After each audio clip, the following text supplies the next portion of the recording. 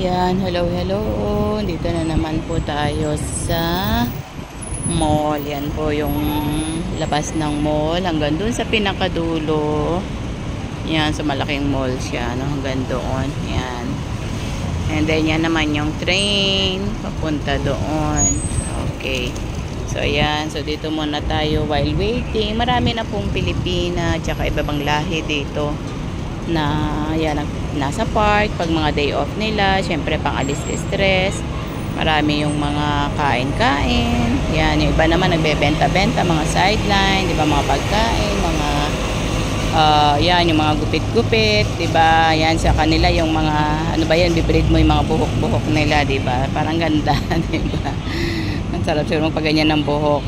Okay, so yan po ang mga trabaho, yan ang mga OFW nating mga iba at saka mga ibang lahi. Okay, so yan ang buhay natin habang dito, kasi medyo maganda na ang panahon, medyo maayos na at medyo lumalamig na, although mainit pa rin sa tanghali pero at least lumalamig na, papunta na sa winter kaya mas okay naman siya. So yan po yung mai-share ko sa oras na ito. Sa nawa, nasa mabuting kalagayan, especially ang bawat isa. At Sabado ngayon at sa lahat ng mga OFW. God bless you all. Bye for now.